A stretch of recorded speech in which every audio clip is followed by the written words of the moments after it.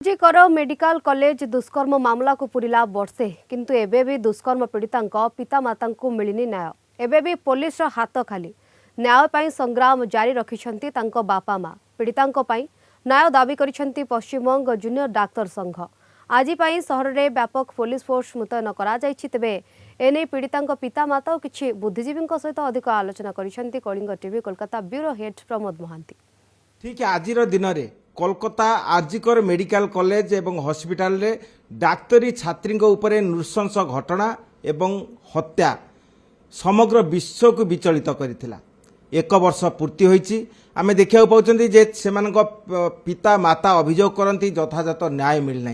बुद्धिजीवी समाज यही घटना को तीव्र निंदा करुछि किंतु कौनसी विषयर जो समीकरण घटवा कथा ता घटी ना।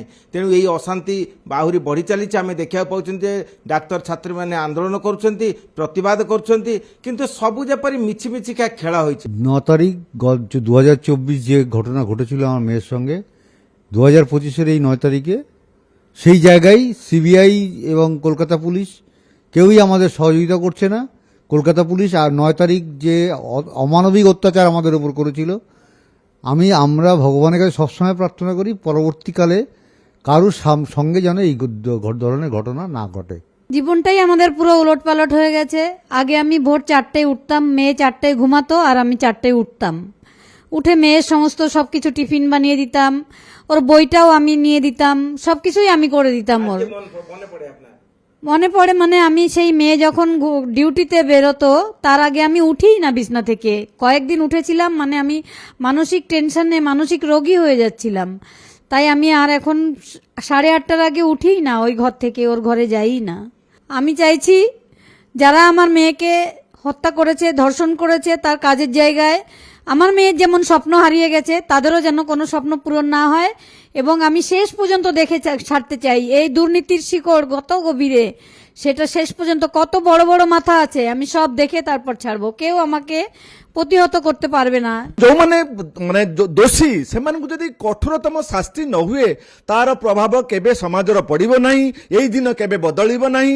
एई दिन आज तो वर्षे पूर्ति हैला, आउरी केते वर्ष चली पारे किंतु आरो कठोरतम शास्ति दरकार।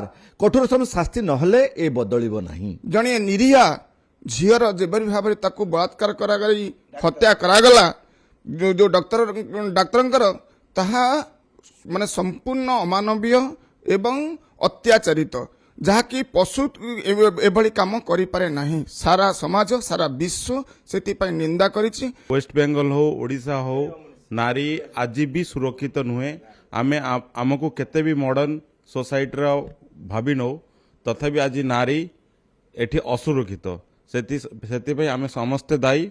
खाली राजनीति पुलिस को दायी देले हबनी।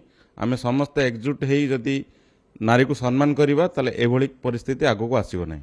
आमे सुनिले जे प्रत्येक वक्तव्य थिला एवं पीड़िता पिता माता आमे जे करुण वेदना आमे सुनिया पाइले एवं से माने एक वर्ष पूर्ति होइथिले सुद्धा ई घटनार से माने न्याय पाइ नांती। एई घटनार जेपरि पुनरावृत्ति न हुए सेथिपई से माने आंदोलन करिवे जहा कि समाज रे दृष्टांत होई रहइबो। Kolkata video person Krishna Pramod Mohanty, Kalinga TV.